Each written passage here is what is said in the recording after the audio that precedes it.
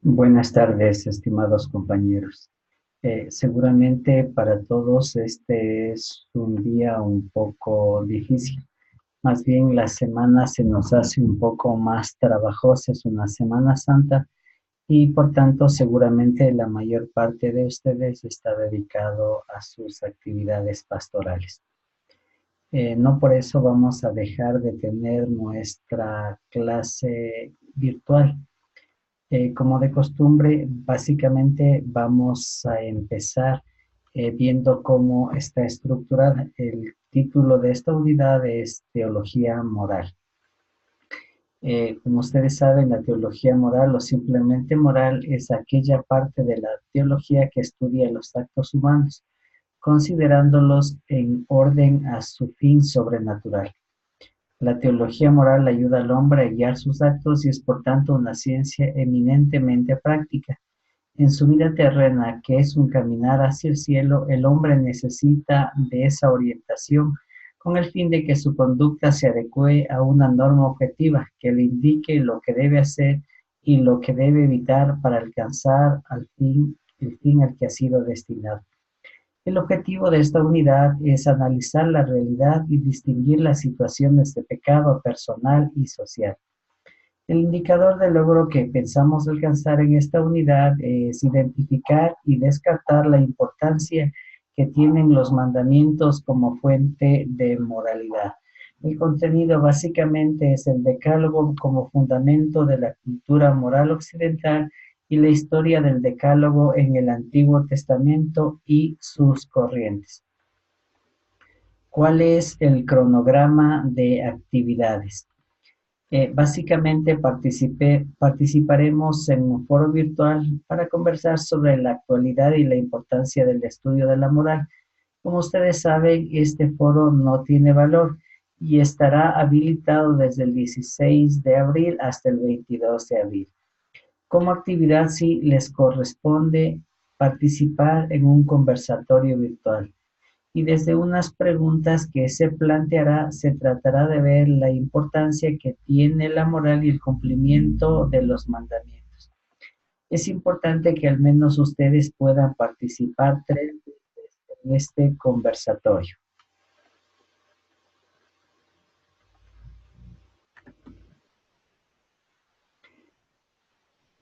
Gabriela Alejandra, bienvenida.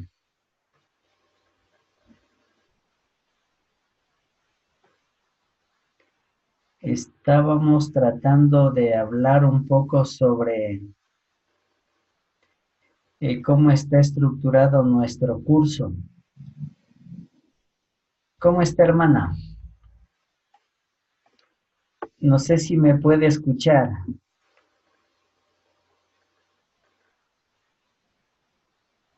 Sí, parece que no tengo audio de su parte.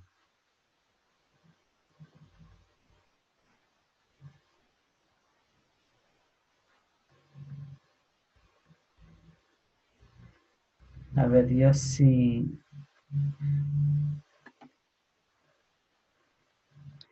ya incluso perdí su imagen. Bien, por cuestiones de tiempo, entonces decía que al menos en el foro habría que participar unas 3 veces. La primera es una argumentación bibliográfica de las preguntas que se plantean. La segunda pregunta hace referencia a un comentario de lo que los compañeros dicen y la tercera será una participación conclusiva de lo que se ha dicho en el foro virtual. Esa actividad habrá que presentarla hasta el 27 de abril y como ustedes saben tiene una puntuación de 15. Para el 13, para el 3 de mayo ustedes ya deberían tener la puntuación de este trabajo, así que tendríamos una semana para realizar esta actividad.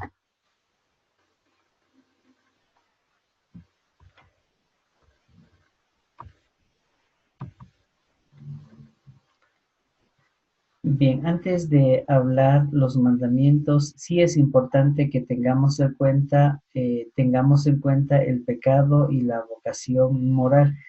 Aunque el pecado hablaremos más tarde, sin embargo, hoy queremos hacer un acercamiento al pecado, porque al menos se le entiende los mandamientos en función de, no del pecado, pero el incumplimiento de esos mandamientos hace que el creyente viva en una situación de pecado. Ahora, el pecado es una realidad en la que todos estamos inmersos.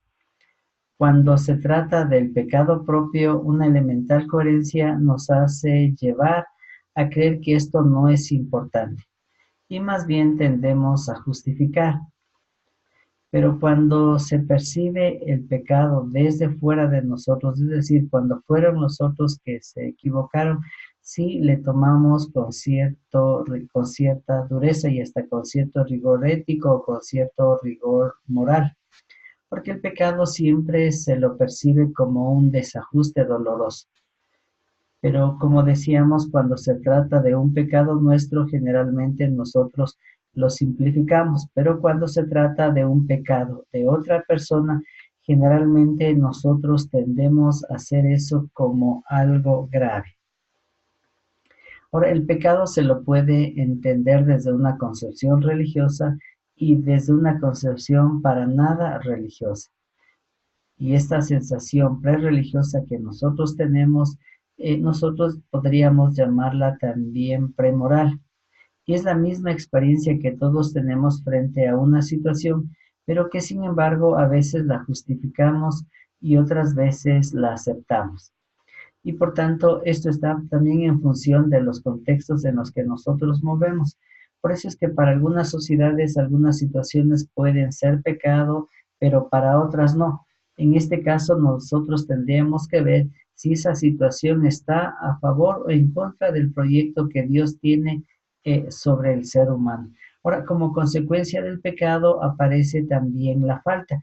Y frente a la falta, y frente al sentido de culpabilidad, nosotros podríamos sentirnos en alguna manera con cierta soberbia, con cierto orgullo, pero en otra también podríamos sentirnos con humildad frente a Dios.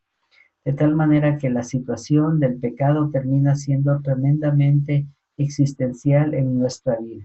Y de nuestra realidad vital y desde nuestra creencia, nosotros también tendemos a justificar nuestros comportamientos. Ahora, la sociedad en la que estamos viviendo nos hace que tengamos unas concepciones un poco equivocadas de lo que es el pecado. Muchas veces consideramos que el pecado es un tabú y eso se expresa a través de algo que daña nuestra relación con Dios, de una mancha que afea nuestro espíritu. Es algo así como un tachón que nosotros vamos a tener en nuestra existencia, que necesariamente nos empieza a alejar de Dios. Otra concepción equivocada que tenemos del pecado es entenderle como una violación mecánica a la ley. Muchas veces le reducimos al pecado a una cuestión legal y creemos que romper una falta necesariamente es un pecado. Otra de las concepciones negativas es verle al pecado en relación a un castigo. Es decir, la culpa nos acarrea un castigo, porque así hemos aprendido, así nos han educado desde niños, relacionar el premio con el castigo. Y muchas veces creemos que las cosas que nos pasan, sobre todo las negativas, vienen a ser consecuencia de un pecado que hayamos cometido. Y hay otra concepción que más bien le ve al pecado como una ofensa directa a Dios. Es decir, todo lo que hacemos, incluso cuando podemos tratar mal a otra persona, no le estamos ofendiendo a Él, sino que le estaríamos ofendiendo directamente a Dios. Estas concepciones que tenemos de pecado, que a veces son un poco erróneas o un poco equivocadas, nos hacen también vivir en función de ese pecado. Ahora, en la Biblia ya nos presenta una concepción diferente del pecado a la que nosotros vivimos o a la que estamos acostumbrados. Primero, en la Biblia se nos plantea el pecado como una ruptura a la alianza con Dios. esta alianza que ya se había hecho manifiesta desde la creación, que pasará por Abraham, por Noé, por todos los profetas, y que se especifica o se aclara o se radicaliza con los mandamientos de Moisés. Y por tanto, el pecado vendría a ser romper con estas promesas que el ser humano a través del tiempo le ha ido haciendo a Dios. El pecado también implica una falta a la caridad. Por tanto, no solamente ofendemos a Dios con el pecado cuando rompemos los mandamientos, sino también cuando no tratamos con responsabilidad, cuando no tratamos con amor, cuando no tratamos con respeto a las otras personas. En la Biblia el pecado también es una categoría religiosa, porque el pecado es una relación que rompe esa relación que tenemos con Dios.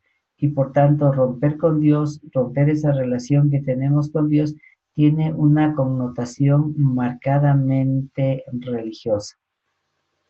Otra de las concepciones que se tiene en la Biblia es que el pecado no es el mal que se le hace directamente a Dios, sino el mal se le hace a las personas con quienes uno está viviendo, pero que eso repercute en la relación que uno tiene con Dios.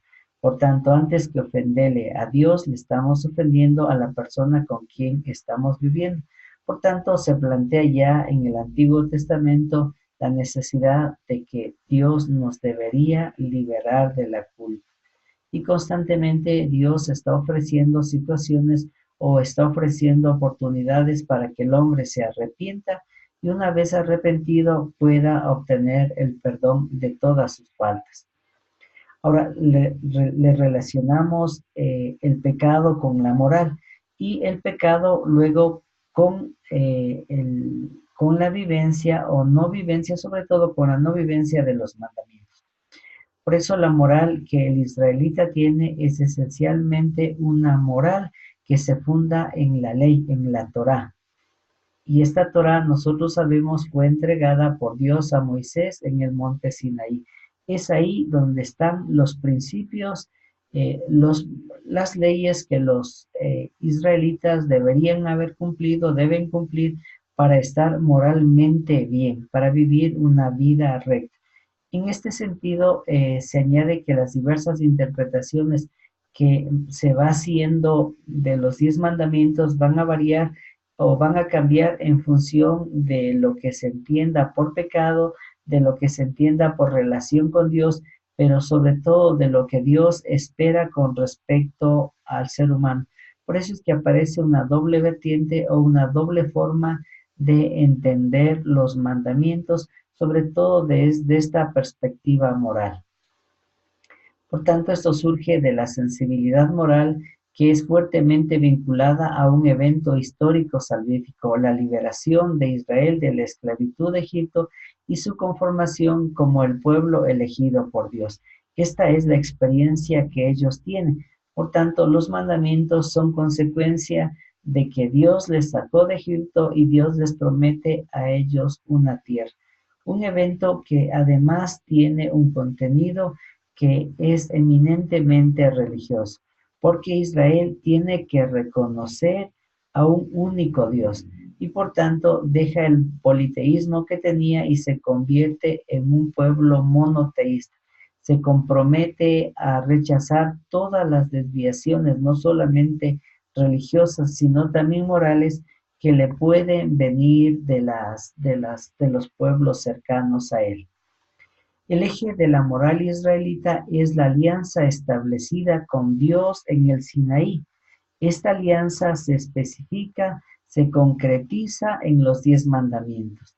De ella emanan una serie de derechos que ellos tienen como pueblo, pero también los deberes, que son muy concretos y que el buen israelita debe respetar, sobre todo para que su relación con Dios sea bueno y él pueda ser considerado santo.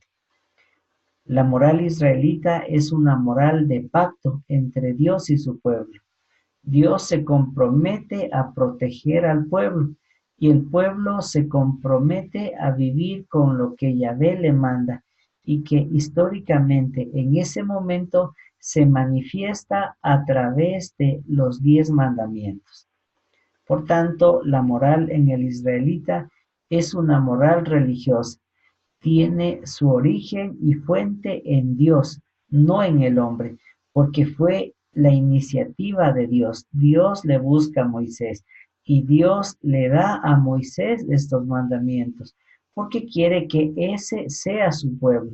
Y a través del cumplimiento de esos mandamientos, el pueblo pueda alcanzar todas las promesas que Dios tiene sobre ellos. Por tanto, se caracteriza por el diálogo entre la inicial llamada divina y la sucesiva respuesta humana que acoge la llamada de Dios, no solamente en el momento histórico, sino a través del tiempo. Por eso es que los mandamientos siguen teniendo la misma vigencia que tuvieron cuando cuando Dios le ofreció como forma de vida a Moisés y a los israelitas. Por tanto, aceptando la alianza, Israel se constituye como el pueblo de Dios, un pueblo diferente a los demás pueblos, un pueblo que confía plena y ciegamente en su Dios, porque sabe que el cumplimiento de esa alianza está haciendo de ese pueblo un pueblo de Dios. Por eso el israelita terminará entendiendo toda su historia como una historia de salvación, porque Dios se va haciendo presente, Dios se va manifestando en todos los acontecimientos, incluso aquellos que para ellos pueden ser dolorosos e implican sufrimiento. Para el israelita es la manifestación del amor de Dios, que como consecuencia del pecado tiene que sufrir un castigo. Ahora, el término hebreo Torah o enseñanza se refiere al mensaje moral contenido en el Pentateuco, denominado por la traducción de los 70 y traducido como lex al latín. Aunque el nombre designa propiamente el libro, los israelitas distinguen una Torah Shevitar, que sería la ley escrita que está contenida en el Pentateuco, y la Torah Shevelhab, constituida por las tradiciones orales codificadas a lo largo de la historia en el Talmud, el Midrash, la Halacha, etcétera, etcétera. De aquí es de donde proceden los 613 preceptos que se tienen. Es decir, al principio estará la Torá, la Shemitah, que es la ley escrita, los 10 mandamientos, pero luego estará también la Torá, Shevelapé, que básicamente hace referencia a todos los preceptos que fueron naciendo en la tradición o a partir de la experiencia del pueblo judío en la cotidianidad, pero también en la relación con los otros pueblos. Pero estos preceptos que son positivos y son negativos, son también inmutables y tienen el mismo valor que tienen los mandamientos, pues estos también son expresión de la voluntad de Dios. Ahora, la teología católica siempre aceptó la Torá como una enseñanza y básicamente como una forma de estar en relación plena con Dios. Pero es un poco diferente la forma como entiende el israelita a cómo nosotros la entendemos ahora. Para nosotros parte del amor de un Dios que quiere entrar en relación amorosa con su pueblo. Para los dos es lo mismo, pero para el israelita aparecerá el castigo como consecuencia del no cumplimiento de esto por parte de él, mientras que para el católico, para el cristiano, aparecerá el perdón como una ofrenda, como un don que Dios le hace al hombre cuando éste no ha podido cumplir plenamente sus mandamientos o los mandamientos establecidos. Ahora, en la ley se suele diferenciar 3 grandes tipos. Primero, las morales referidas a Dios y al prójimo. Otras son las ceremoniales que regulan la liturgia y el culto en el templo. Y por último están las jurídicas o judiciales que configuran la vida legal del pueblo de Israel, lo que le da una entidad sociopolítica singular que le hace diferente a los demás pueblos, porque la ley no está en relación con el legislador en el pueblo de Israel, sino que la ley está en relación con la divinidad. Por tanto, no solamente que se va en contra de la comunidad, sino que se está yendo también en contra de Dios. Por eso el término decálogo, que generalmente nosotros le traducimos como las 10 palabras, hace referencia a estos dos textos de los que mencionábamos anteriormente, que son el núcleo desde donde surge la ley. Y esta ley no es sino la expresión precisa de las principales exigencias morales que están ya en la ley natural. Ahora, ¿cómo se expresa eso? Básicamente a través de, según la tradición, de dos tablas, donde se contiene, de dos piedras, en donde se contiene aquello que Yahvé, aquello que Dios quiere transmitir a su pueblo para que éste pueda permanecer fiel a su alianza. Por tanto, no se trata de un código como de una exhortación o de una enseñanza que prescribe, que enseña o que dice cómo ha de portarse un israelita. Hace referencia a lo que él debe hacer para que Dios pueda manifestar su gloria. Por eso el israelita tiene que ser respetuoso con sus padres, no debe ser violento, no roba, no miente. Y esto hace que se manifieste que Dios está presente en él y que el israelita tiene presente a Dios en su vida cuando cumple esto. El decálogo se comprende cuando se lee, por tanto, en su contexto originario, que es el libro del Éxodo, que es el gran acontecimiento liberador de Dios en el centro de la antigua alianza. Y por tanto, Dios, que camina con su pueblo, quiere que su pueblo, aun a pesar de todas las circunstancias, sea fiel. ¿Y cómo consigue la fidelidad? Sino a través del cumplimiento de esto. Por tanto, aparece como un camino de vida y su libertad frente a la esclavitud del pecado. Los mandamientos son un don de Dios, son una expresión de su alianza, son una expresión del amor que Dios tiene a su pueblo, pero también es una expresión del amor de Dios a todos los hombres, que históricamente en ese momento se concretiza en el pueblo que acaba de salir de la esclavitud y va en busca de la libertad y de una tierra. La iniciativa es de Dios. Es un don de Dios estos mandamientos. Unos mandamientos que el hombre tiene que cumplirlos para ser como una forma de gratitud frente al amor que Dios le plantea. Por tanto, el decálogo desempeña en la vida del israelita y de todo el pueblo una función muy importante, que trasciende de la literalidad de las normas mismas en las que se suele expresar y que podría desglosarse como sigue. Primero proviene la idolatría, la superstición, la magia, que los tradujeron por decá, de logos, palabras, y también podemos encontrar esto en Éxodo 34-28. Por otra parte, mantiene la vida, la conciencia religiosa, la convicción íntima de que Dios es el Señor absoluto de quien todo depende. Posteriormente, la tradición cristiana a todos estos preceptos los llamó 10 mandamientos, mientras que la tradición hebrea los sigue conociendo con el título de las 10 palabras. Ahora, estos 10 mandamientos o estas 10 palabras han trascendido el tiempo y han trascendido también la religión. Si bien es cierto, son propias de un pueblo que responden a un proceso histórico, pero también forman parte de la fe de un pueblo y forman parte de la creencia de un grupo de personas que todavía mantiene la fidelidad a la alianza. El decálogo ahora se podría estudiar desde diversas perspectivas complementarias. De hecho, puede entenderse no solo como un código de conducta humana, sino como un retrato del carácter de Dios. La imagen de Dios y los estándares que espera de su pueblo están inevitablemente unidos en la trama de los 10 mandamientos.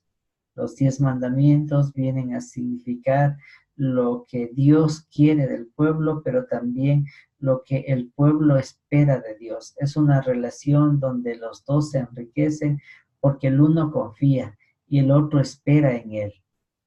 Por nuestra parte, vamos a considerar el Decálogo como un muestrario de los ámbitos de responsabilidad del hombre ante Dios, ante sí mismo y ante los demás, porque Dios le hace una propuesta.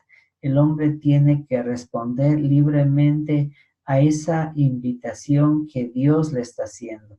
Y el cumplimiento o la vivencia de esta invitación necesariamente hará del hombre un ser nuevo que se relaciona de manera diferente con Dios, que se relaciona de una forma nueva con los demás, pero que también se entiende a sí mismo de manera diferente. Ahora, antes de hablar un poco al menos de los primeros mandamientos, por cuestiones de tiempo, hace falta que tengamos en cuenta que hay dos formas de entender los mandamientos, que aunque siempre van a sumar 10, es diferente cómo se le presenta en un contexto en el mundo hebreo y cómo se le presenta en otro contexto en el mundo cristiano. La primera posibilidad presenta a los dos primeros mandamientos como uno solo. No tendrás dioses ajenos delante de mí y no te harás imagen. En cambio, el último mandamiento aparece dividido en dos. No codiciarás la casa de tu prójimo y no codiciarás la mujer y los bienes de tu prójimo. La segunda posibilidad que tenemos para entender los mandamientos es entender como separados, como dos mandamientos distintos. No tendrás dioses ajenos delante de mí y no te harás imagen. Mientras que toma como uno solo, no codiciarás la mujer de tu prójimo y no codiciarás las cosas de tu prójimo. Ahora, los mandamientos los vamos a explicar de una manera pedagógica, pero en la forma como el hebreo primitivo lo entendió, porque los primeros mandamientos apuntan al amor como la actitud correcta del hombre hacia Dios y a la confianza como una expresión concreta de ese amor. Por eso es que este mandamiento, que es la responsabilidad ante Dios, se expresa como no tendrás dioses ajenos delante de mí. De ahí que la idolatría es el pecado de transferir la confianza que debe descansar solo en Dios y trasponerle a otras criaturas. Algunas actitudes solo son para con Dios. La adoración, el respeto, la veneración como objeto de culto únicamente son dadas para Dios. De que adoremos a Él solo que nos apoyemos en Él con toda nuestra confianza y con toda nuestra esperanza, que reconozcamos que todo lo bueno y santo proviene de Él y que le tributemos la alabanza con toda bondad y con toda santidad. Por tanto, la responsabilidad ante Dios que se expresa a través de este primer mandamiento no es sino vivir en función de Dios, que todos nuestros actos, nuestros sentimientos, nuestros pensamientos estén siempre en Dios. Y aquello que nos aleja de Él terminará convirtiéndose en un pecado. Por eso el israelita no debería hacerse una imagen de Dios, porque eso desvirtúa el concepto y la imagen que se puede tener de Él. Si el mandamiento anterior advierte que solo Dios es digno de adoración, el segundo mandamiento advierte contra cualquier manera equívoca de adorarle. Dios advierte contra las imágenes, hay que liberarse de ellas porque son obras de manos del hombre, marcadas por las mismas limitaciones que tendrá el autor.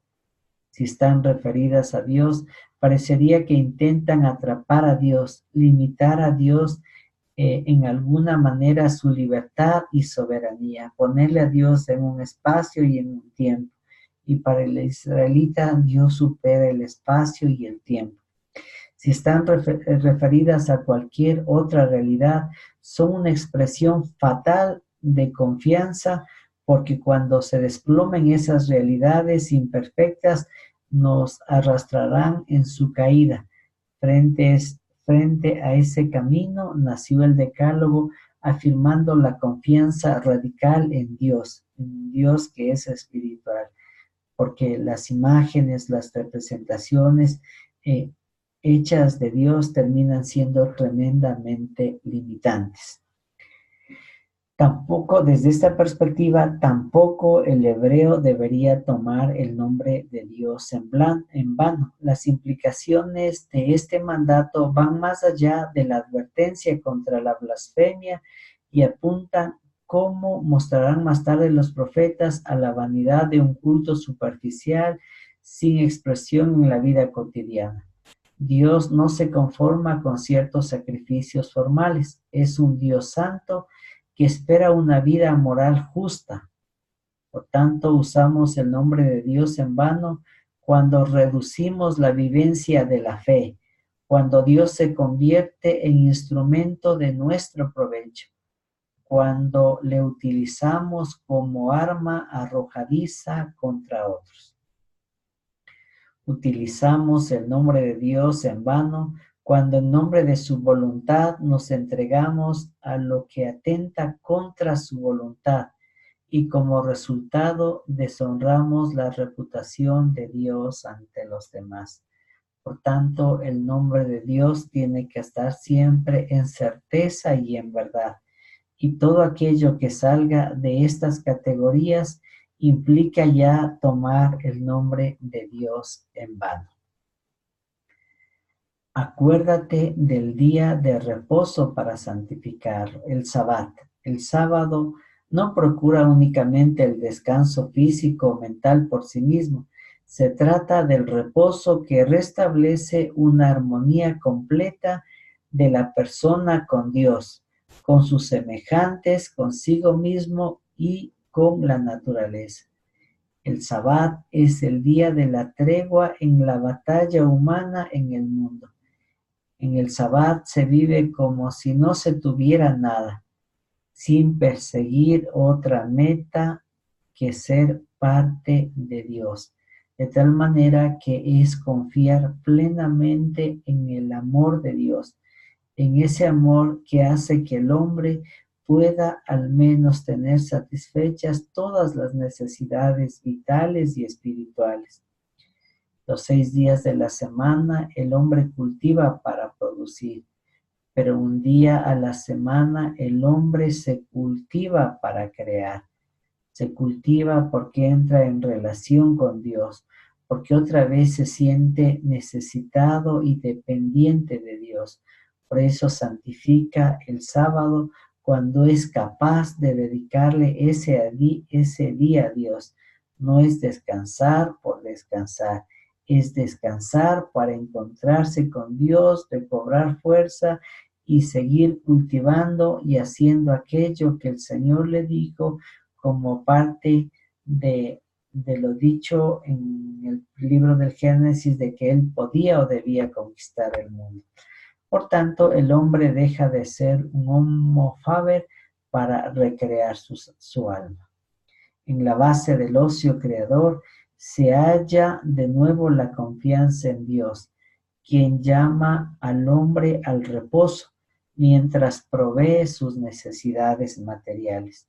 Por tanto, no confía únicamente en el esfuerzo que él hace por conseguir el pan de cada día, sino que confía plenamente en el amor de Dios que sabrá alimentarlo aún cuando él en ese día sabe que no debe hacerlo.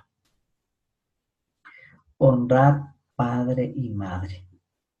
Según la tradición judía, el quinto mandamiento concluye la primera tabla. Los 5 primeros mandamientos exigen reverencia a Dios, que es el autor de la vida, y a los padres que la transfieren, porque la paternidad no es sino prolongar la obra de Dios en la creación.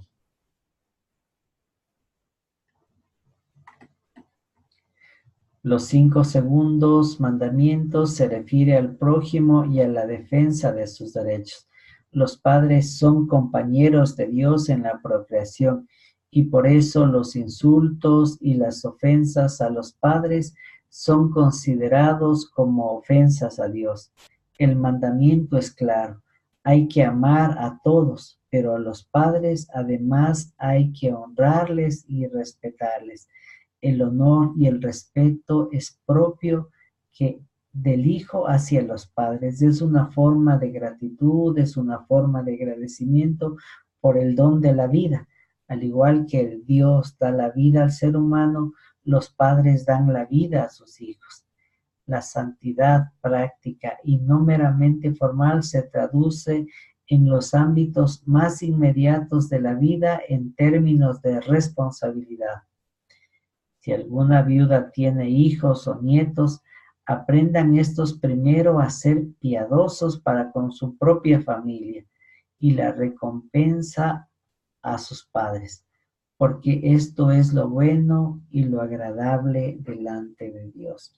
Por tanto, el amor, el respeto y la honra que se le debe a Dios pasa necesariamente por el amor, la honra, y el respeto a los padres. Y parece que se me perdieron las otras diapositivas. ¿Hay algún problema por aquí? Parece que se me cambió el archivo.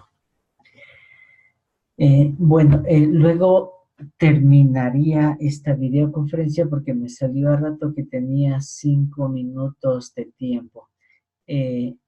Por esta vez, si puedo, termino la grabación más tarde, hacerle una sola grabación. Si no, le haría 2 grabaciones en la que pueda completar esto de los mandamientos. Recordando que como tarea de este segundo capítulo es participar en un foro virtual, en el que decíamos al menos se debería participar 3 veces y presentar al final una síntesis conclusiva de lo tratado en clases. Creo que así daría por terminado esta parte de esta videoconferencia con el compromiso de terminar porque parece que tomé un archivo que no correspondía. Así que ha sido un gusto estar con ustedes y nos veríamos un poco más tarde. Cualquier novedad que tengan, estaré siempre conectado a través del ABAC para responder a sus inquietudes. Gracias por compartir.